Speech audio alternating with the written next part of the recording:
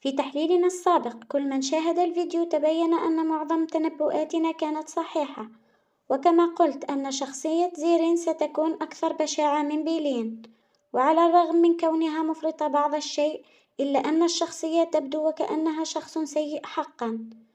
أورهان وفؤاد خصصوا بعض الموارد من شركة هاليس آغا للمستقبل، لذلك كان في الواقع يأخذ بعض المال من الشركة، ومع ذلك ربما كان سبب قيامه بذلك هو أن هاليس آغا كانت له زوجة أو ابن آخر، معتقدين أن هذا الطفل قد يرغب أيضًا في الحصول على حصة من الأملاك. بدأ أورهان بالاستعداد لما بعد وفاة والده من خلال تأسيس شركة أخرى. عندما جاءت والدة بيلين إلى هاليس آغا ربما شرحت له أشياء كثيرة عن علاقة بيلين وفريد، وبعبارة أخرى يبدو أن زيرين تعرف الكثير عن ماضي هاليس آغا أيضًا. ماذا سيفعل فريد بعد تصريحات والدة بيلو؟ زيرين شخصية قوية للغاية، وقد نجحت بالفعل في جعل الجمهور يكرهها بمشاهدها القصيرة.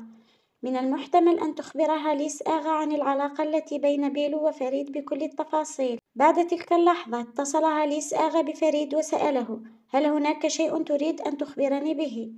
بعبارة أخرى، عندما يدرك فريد أن هاليس آغا قد علم كل الحقائق، نراه غير طبيعي في الإعلان الأخير.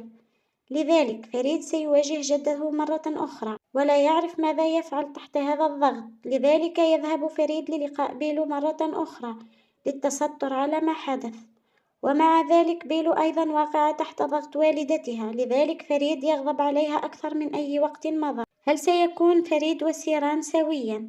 في تحليلي السابق قلت بالفعل أن سيران وفريد لن يكونا معًا، ومع ذلك في الحلقة القادمة رأينا أن سيران أخبرت فريد أنها مستعدة من أجل أن تسعد فريد، وقررت التغلب على بعض مخاوفها، ومع ذلك سيتأخر فريد عن الموعد بسبب عمله وبعد أن تأتي زيرين إلى الشركة، لذلك ستكون سيران قد نامت، وعلى الأرجح أنهما لن يكونا معًا في هذه الحلقة. إلى متى سيتم إغلاق قضية بيلو؟ بدأت بيلو تتعاون مع والدتها وتتصرف بناءً على توجيهاتها، لكن ربما كانت والدة بيلو من أكبر المساهمين في وجودها مع فريد حتى الآن، لأنها تدرك مدى قوة عائلة كورهان، لذلك نرى أنها بذلت كل جهدها من أجل أن تزوج فريد مع بيلو، لذلك حتى الشخص الذي طلب من بيلو أن ترسل ابنة الخادمة التي رأيناها في الحلقة الأولى يمكن أن يكون زيرين. ومع ذلك بغض النظر عن مدى تعاون بيلو ووالدتها سيدرك فريد حيل بيلو، وعلى الأرجح سيتم إغلاق قضية بيلو بهذه الطريقة فقط.